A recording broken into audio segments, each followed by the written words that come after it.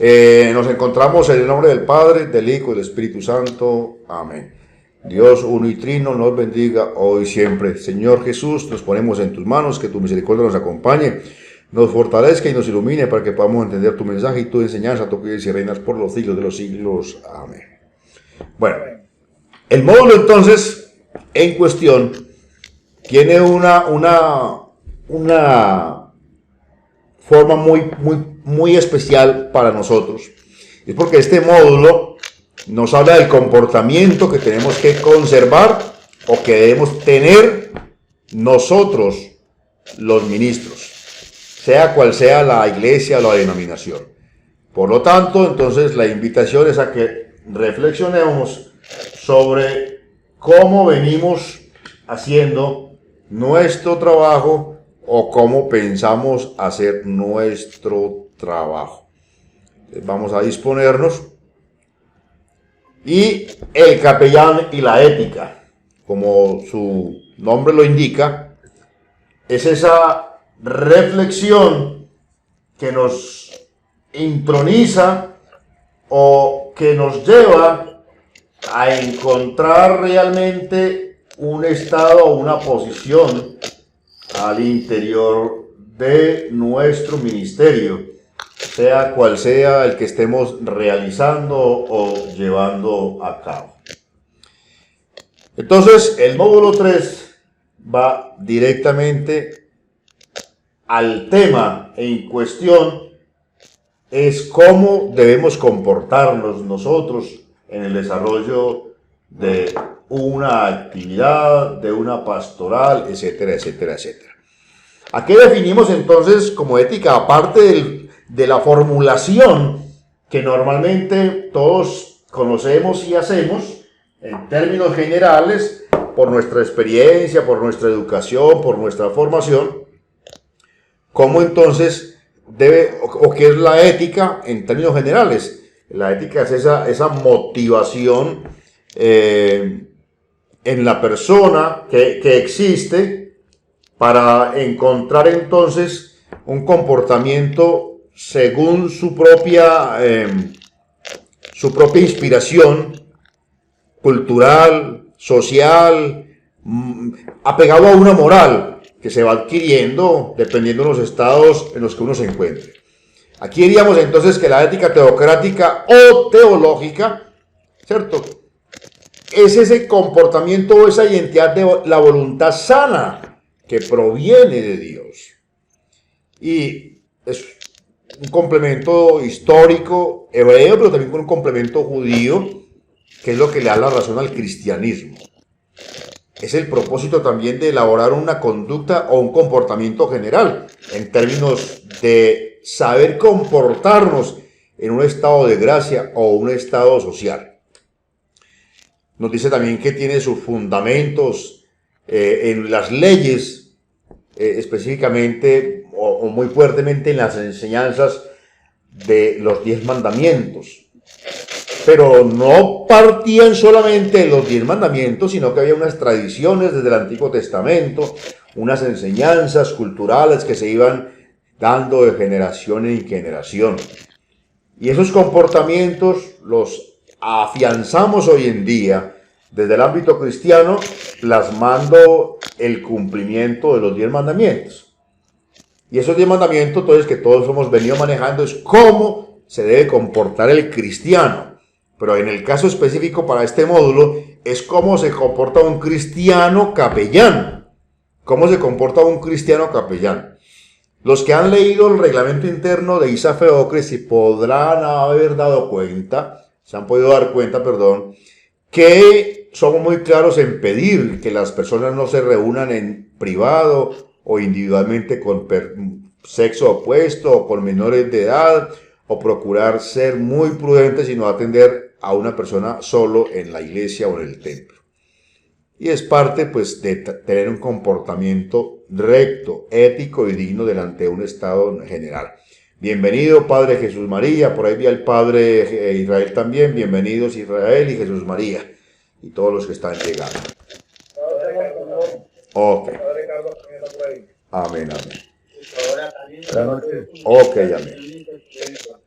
Entonces, para ello empezamos a ver el carácter religioso del decálogo, de las leyes, de la guía con la cual debemos desarrollar nuestro carácter no secular, sino nuestro carácter religioso.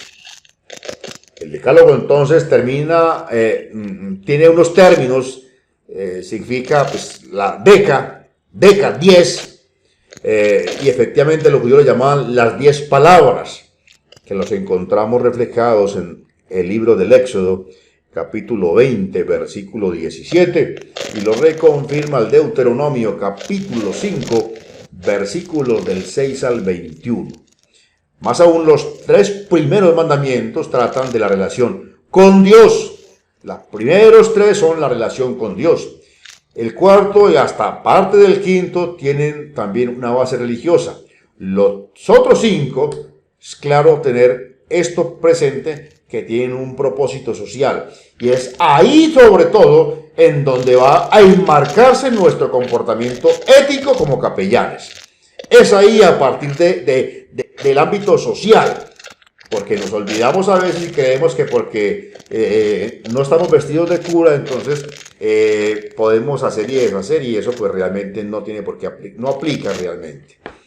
Recuerden que nosotros como ministros, como clérigos, somos profetas porque anunciamos, Nuestro ministerio es profético. Y como nuestro ministerio es profético, entonces estamos llamados a darle un mensaje a las personas, que es lo que realmente, en otros términos de la profecía, es decirle a la persona qué es lo que le va a suceder a partir del siguiente instante o siguiente momento. Nosotros desde la capellanía lo que vamos a hacer es que somos profetas cuando le damos a decir a la persona cómo creemos nosotros que sería la mejor manera de ella afrontar una situación difícil en su vida. Es ahí donde nuestras predicciones, basados entonces en la ley y las escrituras, tienen que servir de manifiesto a ayudarle a las personas a encontrar una salida mucho más clara para su situación. Uno de nosotros tiene de pronto por ahí un chirridito en el micrófono para que revisen quién es. Me muestra que es el padre Jaime. Mira a ver si es el chirrito por allá. Tiene un chirrito por ahí con no sé. Pues entonces, sí, tiene un corto del micrófono, tiene un cortico por ahí.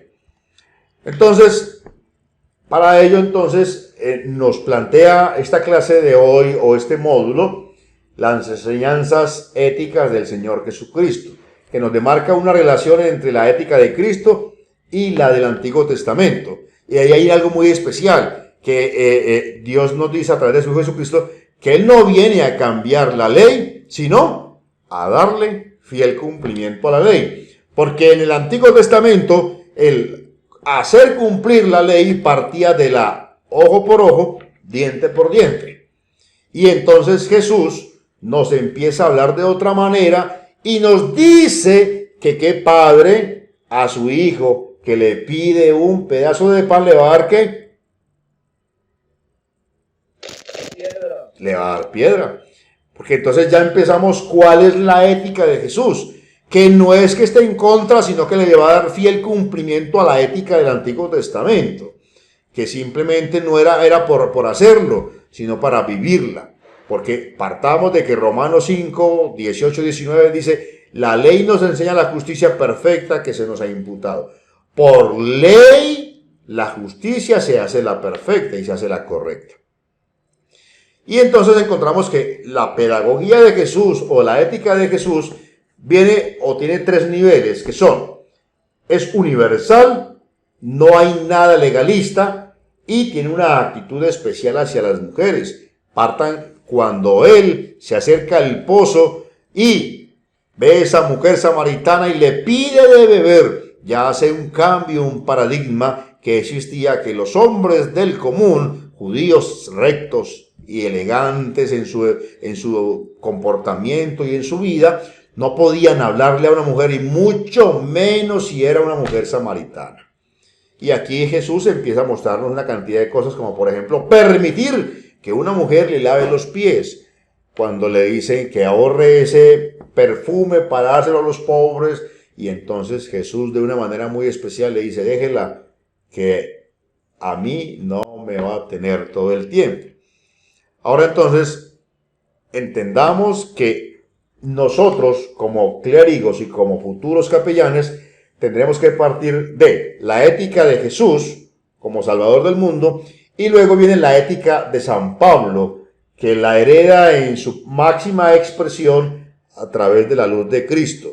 ¿Cuál es la naturaleza de la ética paulina? Primero, las vivencias. Pablo buscó en su ética dar instrucciones para asuntos específicos y definidos. ¿Por qué? Porque Pablo entendió el mensaje y entendió que era un hombre nuevo a partir de ese momento de su encuentro con Jesús. ¿Cómo va a ser nuestro comportamiento cuando seamos capellanes? Luego viene la parte del asceticismo o el asceticismo. Algunos piensan que Pablo buscaba una ética del dolor, pero tal vez el propósito era evitar el dolor a través del fiel cumplimiento de la ley, a través del recto comportamiento. Entonces encontramos que la ética paulina se define en 3 puntos fundamentales. Primero, la redención. 2, la reconciliación y la justificación. Pablo interpreta la ética de Jesús como un alumno sin haberlo conocido en persona, sino por mensaje transmitido. Entonces, Pablo transforma la ética de Jesús en algo teológico y algo profundo. Por eso sabemos y encontramos que entre el evangelista San Juan o Juan el teólogo y San Pablo el apóstol, el gran conciliador, hay no un margen, sino una cercanía, y hay 2 éticas. San Juan nos muestra la ética de la glorificación, ¿sí? A través de mostrarnos un Dios teológico puro. Pero San Pablo nos muestra una ética en la teología profunda del conocer a Jesús a través de los demás. Por eso sus cartas, por eso su manera de comunicarse. Pablo, un sistemático de la ética. Pablo ha hecho un gran aporte a la ética de la iglesia al tratar de organizar los principios éticos de Jesús. Ya, pues otros en su praxis, en sus enseñanzas, han ido como conjugando todas esas enseñanzas para encontrar que Pablo dio en toda su vida, que pudo tener en medio del pueblo, unas enseñanzas que lo fue recibiendo poco a poco en la experiencia de sus hermanos y la enseñanza directa transmitida en sus demás compañeros, pero que la recibieron directamente de nuestro Señor Jesucristo. El capellán está llamado por ser imagen de un modelo religioso o de una situación de creyentes o de un acto de fe o, queramos llamarlo, de una iglesia. Debe manifestar y expresar el concepto de la santidad, sea por donde vaya. No andar con la camándula y el conbosquine con la cabeza en el suelo, sino santidad en los comportamientos que definen una manera ética o recta de ser. Entonces, eso nos lleva a que debemos poner en un punto especial la imagen de Dios, y esa imagen de Dios que es trascendente se ubica o se pone en un lugar especial cuando nosotros le damos el lugar que se corresponde. Y allí entonces viene otra parte fundamental, que es dejar que obre el Espíritu Santo. ¿Cómo dejamos que obre el Espíritu Santo? De una manera muy especial y básica. Cuando ejerzamos, que no deberíamos esperar cuando seamos capellanes, tenemos o debemos entrar en esa lógica especial de lograr que en cada acompañamiento, en cada tarea, en cada pastoral de capellanía, siempre iniciemos con la invocación de Dios y su Espíritu Santo en medio de su pueblo. Ahora sí, el tema que más me interesa profundizar dentro de la ética del capellán son los principios generales de un ministerio clerical. ¿Cómo debería ser ese comportamiento de en este caso, no de un pastor o de cualquier persona. En este caso es el comportamiento de un clérigo dentro de un ministerio de la capellanía, que debe cumplir unos aspectos fundamentales. Primero, el compromiso con la iglesia, es el compromiso eclesial. Si usted va a ser capellán de la Iglesia de la Santa Fe del Oriente Cristiano o un capellán de la Iglesia Ortodoxa, debe en cualquier momento de su vida, en todos los momentos de su vida, reflejar la experiencia de pertenecer a la iglesia. 2. La integridad, ser ministro de la iglesia íntegros, que no sea que hoy estamos aquí, mañana estamos allá, después nos pasamos para otra, hoy represento a Izarreoque y mañana represento al otro, mañana voy para otro lado y después ya soy pentecostal y todo eso. Eso tenemos que empezar a definirlo con claridad, qué es lo que nosotros queremos realmente. Y no creo que aquí en la iglesia estemos todavía una cantidad de inmaduros, sino que estamos caminando y aprendiendo en ese camino. Y la tercera es el bienestar personal. Compromiso eclesial, la integridad, el respeto por los demás, el bienestar personal y la capacidad. Ojo, pues repitamos. El primero es el compromiso con la iglesia. ¿Yo qué iglesia represento? 2. La integridad como personas y como capellanes, íntegro. No ir a pedirle plata, un acompañamiento a una persona, a estafarlos, a enredarlos. 3. El respeto por los demás. Es respetar la vida íntima, saber qué preguntamos, saber cómo escuchamos, ser cuidadosos con los menores de edad. El bienestar personal, procurar estar bien presentados. Y el que sirve en el altar, se sirve del altar, siendo cuidadosos y prudentes con el manejo que se le dé a eso. Tenemos que procurar estar bien. No podemos ir a una capellanía a atender a una persona con el ornamento roto, con los zapatos sin suela, mal vestidos, todos desorganizados. Y tenemos la quinta, que es la capacidad del intelecto y de lo humano. Ven entonces el compromiso eclesial. Como hombres de fe y ministros ordenados de la Iglesia Católica Ortodoxa, estamos llamados a valorar y hacer nuestras las enseñanzas de Jesús. Tenemos un conocimiento íntimo de las Escrituras. Trabajamos para promover el Evangelio mediante nuestros ministerios y nos esmeramos por una vida de virtud, demostrando siempre a qué iglesia pertenecemos, por qué somos ortodoxos. La 2, la integridad. Como ministros debemos esmerarnos por la santidad y la dignidad de confianza por nosotros mismos. Confiar nosotros en lo que somos, lo que tenemos, lo que hemos recibido.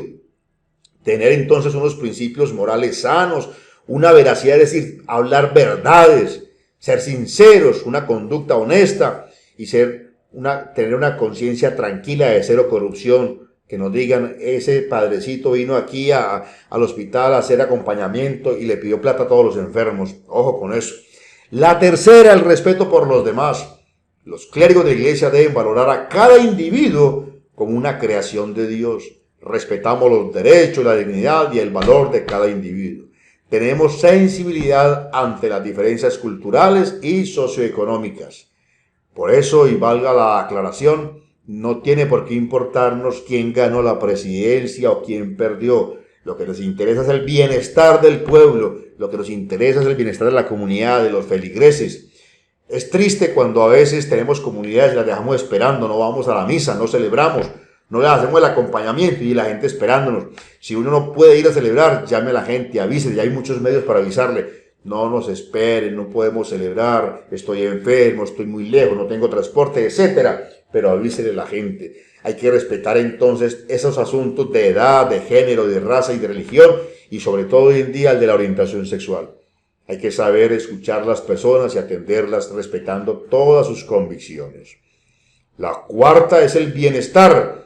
¿Cómo me cuido? ¿Cómo me presento? ¿Cómo estoy yo? Y para eso cumplimos varios aspectos. Y entonces tenemos la salud personal. Si estamos enfermos hay que evitar hacer capellanía, hacer acompañamiento. Pero para eso requiere que también vivamos de una manera sobria y sana. Tener una vida espiritual que sea ejemplo. No decirle a la gente que hay que hacer oración y no sabemos orar. Tener un crecimiento intelectual es estar actualizándonos constantemente, buscando prepararnos cada vez más, leyendo, consultando, investigando o preparándonos. Luego tenemos la capacidad, o sea, la última etapa, y esa capacidad como ministro de la iglesia, valoramos la capacidad personal y profesional en nuestros ministerios particulares. Es decir, ahí tenemos congregados los 5 pasos necesarios que deben caracterizar, ojo con esto, esta presentación es diferente a todas las demás, porque esta presentación es la invitación a cómo nos comportamos siendo clérigos, no pastores evangélicos, sino siendo clérigos. Y en este caso, clérigos específicamente de la Iglesia Católica Apostólica Ortodoxa. Para que tengan pues eso claro, y eso creo que lo van a entender mucho mejor cuando lean la diapositiva. Hay entonces unas interacciones personales y profesionales. Ese debe ser entonces un papel de absoluta integridad. Los ministros de la Iglesia tienen el deber de ser fieles a su Iglesia y a los papeles ministeriales que desempeñan. Para eso entonces nos pide, nos aconseja este decálogo o esta guía del comportamiento ético del capellán.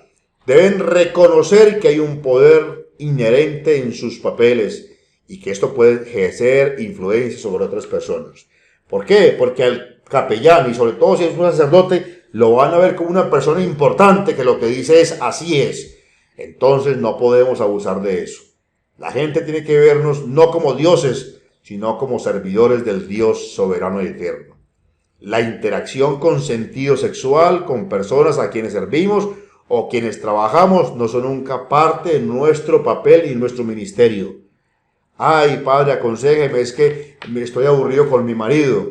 Ay, ¿por qué no le interesa a uno así como yo? Pilas con eso, pilas con eso. Eso baja totalmente cualquier tipo de acompañamiento que uno esté haciendo. Inmediatamente cierra las puertas. Se debe proteger absolutamente la confidencialidad y los derechos de la privacidad de las personas que acuden a nosotros. Conductas entonces en la consejería pastoral.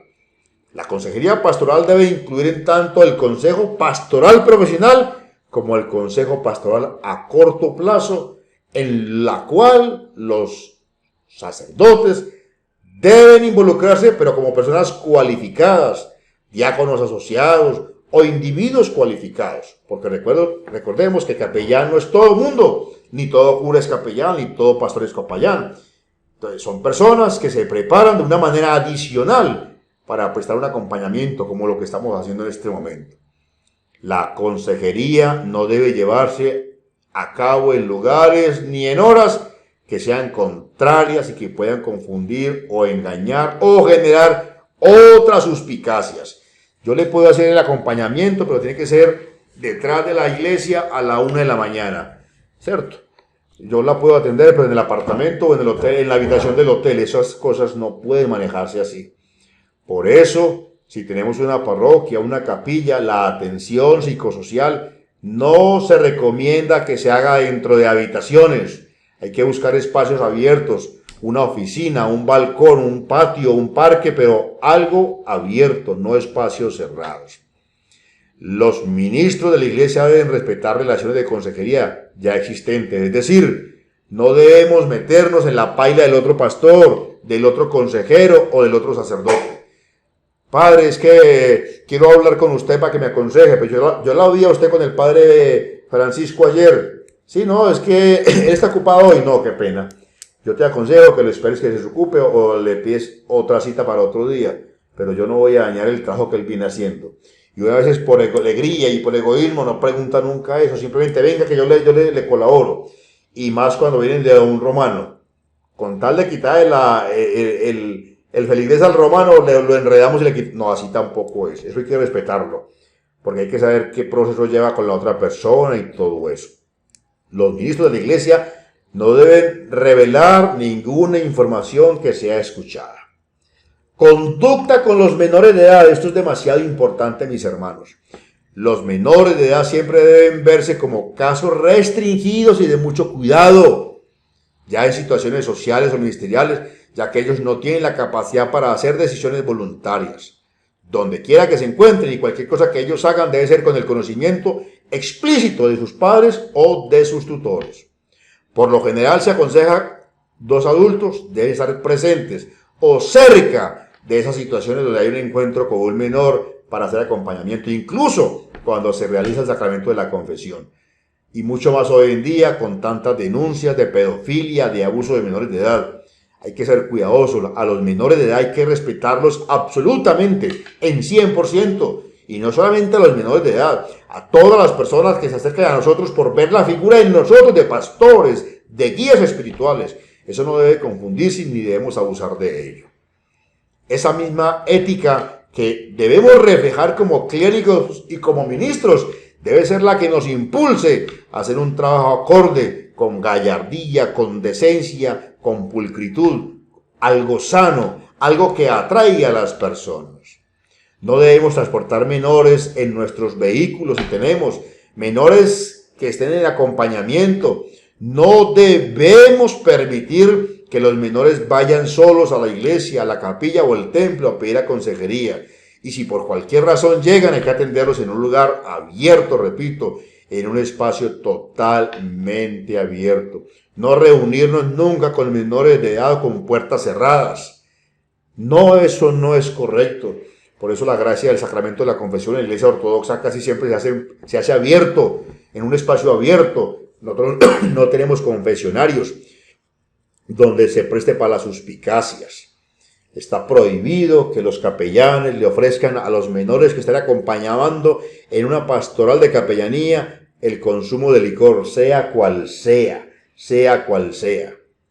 No acompañar a menores de edad a los baños, eso no se puede hacer, a excepción si es un hijo o una hija que necesita nuestra ayuda, pero los menores particulares, mejor dicho, evitarse al 100%, total y absolutamente, total y absolutamente. Hay casos de extrema necesidad, en ciertas circunstancias. Romper la confidencialidad no solamente es algo permitido, sino obligatorio. Pero ¿en qué caso se da esa libertad entre canónica y civil o penal? Uno es cuando el individuo es un peligro inminente para sí mismo o para otras personas. Dos, un menor o un adulto en situación vulnerable está siendo abusado. Entonces eso hay que decirlo. Tres, un compañero del ministerio está involucrado en alguna actividad ilegal, incluyendo abuso sexual de menores o de adultos en situaciones vulnerables.